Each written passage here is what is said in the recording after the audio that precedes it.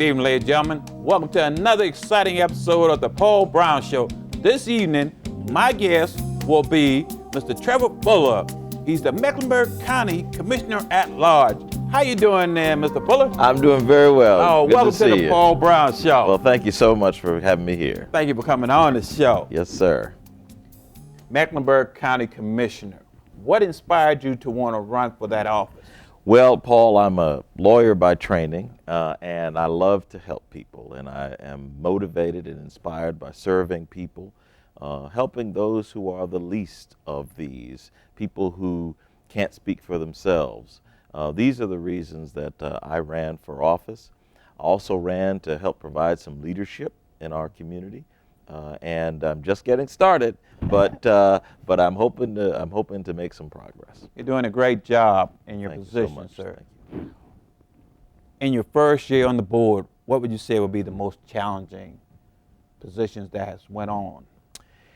Well, we've had a lot of challenging issues at the county in these first 7 months that I've been in office, from the changeover in the county manager, from the Mechlink situation where the state was wanting to take over Mechlink, and now it seems like they're going to accomplish that to some degree. We've had issues of transition in our health department, transition in our Department of Social Services, so there's been a lot of issues, and not to mention the whole revaluation issue and the new county assessor we're trying to find. So we've got a lot of issues on our plate, and we're just trying to work our way through them step by step. With that process like that, why is it so important that working together, all the county commissioners, whether they're Democrat, Republican, working together, because it's for the people? You're absolutely right, and we have to do a better job of doing that. I think probably the public things that people see may lead to the impression that we are not speaking to each other or that there's a lot of friction, but I think on a personal level, that there's much more cooperation and much more collaboration than people think.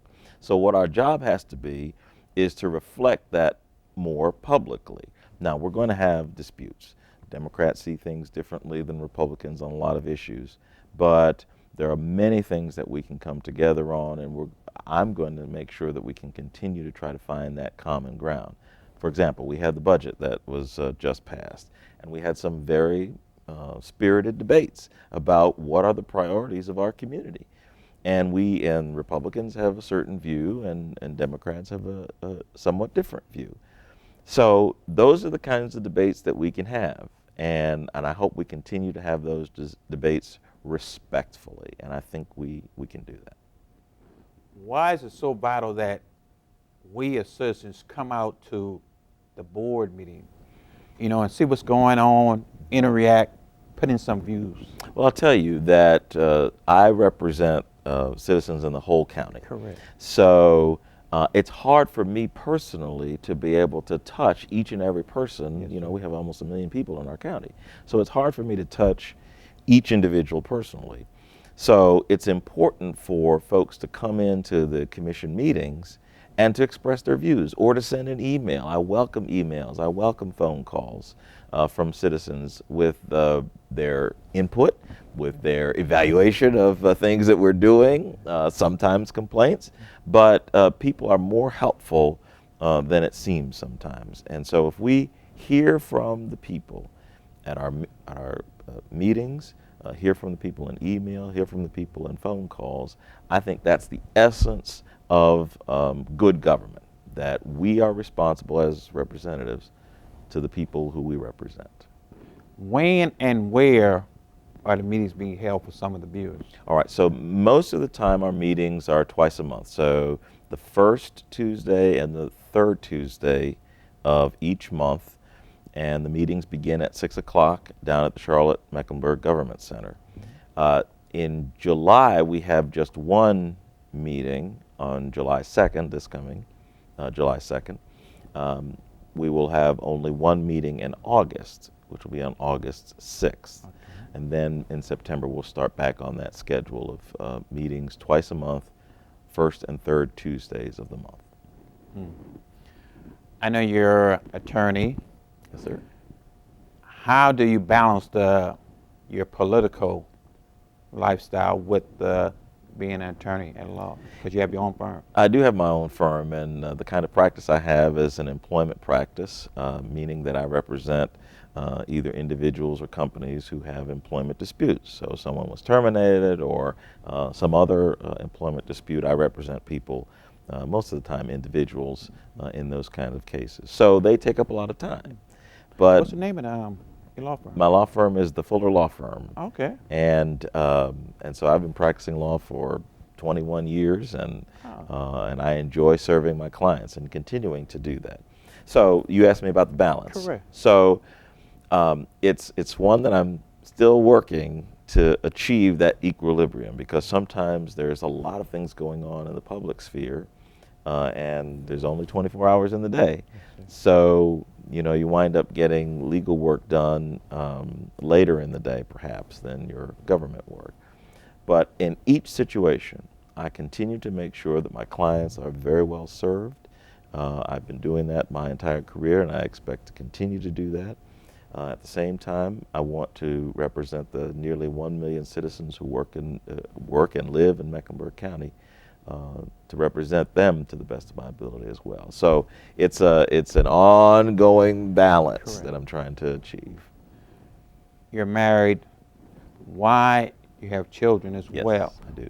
Why is it so important to have that support system from your wife and your children when dealing with this busy lifestyle that you have right now? Look, none of us can do this alone. Really very few of us can do anything alone. So the support of my wife and my family has been absolutely critical, both in the campaign last year, but also in office, because a lot of times Dad is away. And that means Mom has to handle the kids on her own. Now the kids are getting older. My son is 13 and my daughter is 10. So they have a little bit of self-sufficiency, Yes, but they still need our help. And having all of their support is very helpful to me, and helps me to be able to be the best representative I can be. Okay, why do you feel Mecklenburg County is the best county in the United States? It's interesting you asked that question. I just came back yesterday. The Charlotte Chamber of Commerce has these intercity visits. So a group of Charlotte business leaders, political leaders, civic leaders will get together and we'll go to another city to see how they do things. So we just came back from Houston in Harris County, Texas. And we saw a lot of how a city like Houston does things, how they handle transportation, how they handle diversity in their community, how they handle economic development. And I came away from that trip impressed by some of the things that Houston does that we don't do, or things that Houston does better than we do. But I came away with a greater appreciation for what we do well, which is we are an open community. We have a can-do spirit. When we say we're going to get something done, we get it done. It doesn't matter how long it takes, we're going to get it done. As an example, Democratic National Convention. People said, why in the world would it come to Charlotte? Well, guess what? It was in Charlotte. Correct. So we start, we're talking about maybe having the Super Bowl here. If we get in our minds to do something, we're going to get it done. That's one of the greatest things about Mecklenburg County, about the people who live here, and about our attitude about what we can accomplish as a community. We don't say we can't do something. We say, how can we do something? And I love that about our community. With the 2012 Democratic National Convention being held at Charlotte, what impact have you seen that has come from that? Well, I think one of the first impacts was people know Charlotte. So before, people would say Charlottesville, or they say Charleston, or whatever. Now they say Charlotte, and people know what that means, not only across the country, but across the world. So we are on the world stage, and this is a terrific accomplishment.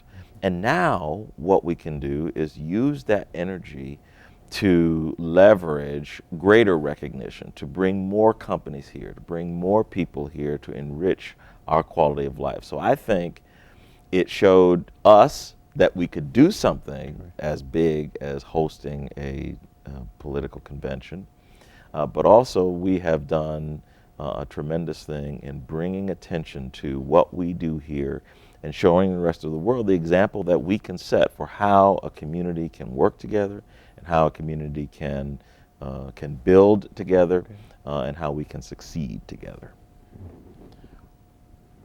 Did you participate in the Democratic National Convention? I know you were running for office at the time.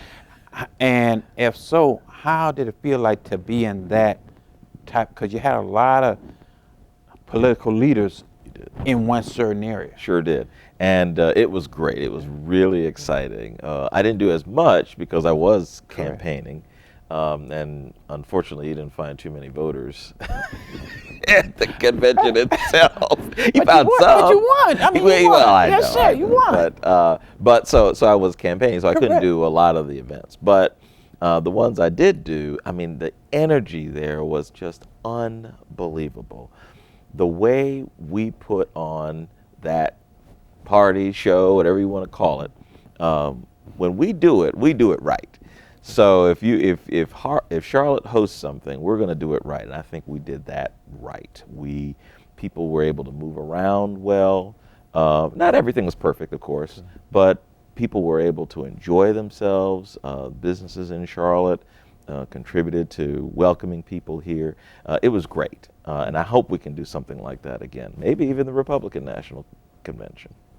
And that's just one of the things that's going to eventually come to Charlotte, because we're putting on a great show. And I applaud the community for how they took on the Democratic National Convention, because it went real peacefully and quiet. It really did. I mean, it was, in a sense, I don't want to say it was surprising. That's not what I mean. But you would have expected more, controversy. You'd expected more slip-ups. But no, I mean, throughout the whole thing, from the police presence, from the, like I said, the business community and the people, it was just a wonderful event. And everybody who came here said, whoa, I didn't know Charlotte was like this. I'm going to come back. And that's what we need to continue to foster. I applaud Mayor Fox, the committees, and everyone that participated in that. What impact has Mayor Fox done to the city of Charlotte? Because he just got nominated, for what, Department of Transportation? Department of Transportation. So in fact, he's now been confirmed. Correct. 100-0 in the U.S. Senate. I mean, that is a remarkable achievement. He has been a real credit to our city and our community. And I think that was reflected by the president's selection of him to be the next Secretary of Transportation. So now, as he moves on to his new position, obviously he's got a much bigger responsibility to be responsible for the nation's transportation needs. But if what he has done so far is any indication, he's not only going to represent us well at the Department of Transportation, but he's going to represent this country well. And so I remember when he first ran for office. I knew him before he first ran for office, and I've been proud of him and everything that he's done since and now. What are some of the key things that you've learned from Mayor Fox, seeing him on a regular basis? You've seen him coming from the beginning to where he's at right now. What have you learned that will help you in your political field? What I like is, and he and I are similar in this respect, I like applying reason to problems, approaching things from a rational, logical perspective.